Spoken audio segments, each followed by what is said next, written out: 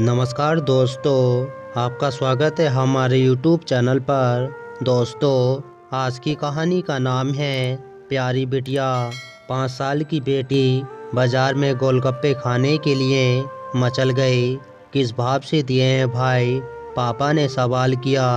10 रुपए के 8 दिए हैं, गोलगप्पे वाले ने जवाब दिया।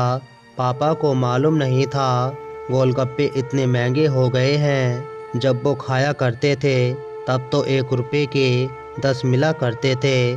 पापा ने जेब में हाथ डाला, 15 रुपए बचे थे। बाकी रुपए घर की ज़रूरतों का सामान लेने में खर्च हो गए थे।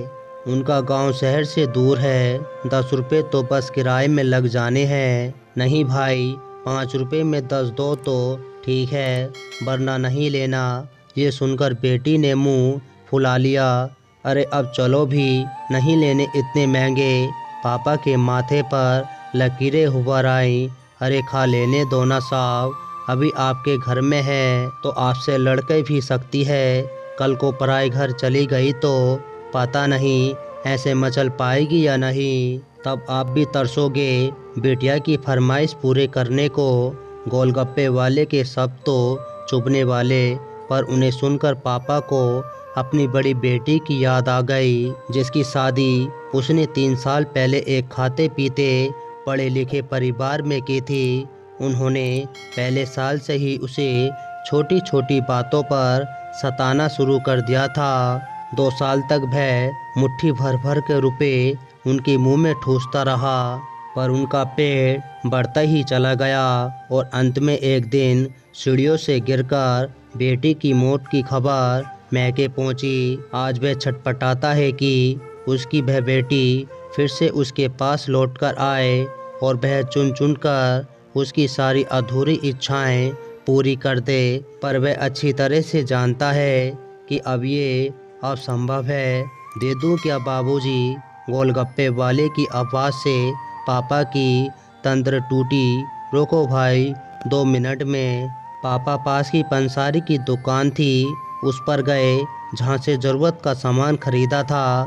खरीदी गई 5 किलो चीनी में से 1 किलो चीनी वापस की तो 40 रुपये जेब में बढ़ गए। फिर ठेले पर जाकर पापा ने डबडमाई आंखें पूछते हुए कहा, अब खिला दो भाई, हाथी का जरा कम डालना, मेरी बिटिया बहुत नाजुक है। ये सुनकर 5 वर्ष की गुड़िया जैसे बेटी की आंखों में चमक आ गई और पापा का हाथ कसकर पकड़ लिया। जब तक बेटी हमारे घर है, उनकी हर इच्छा जरूर पूरी करें।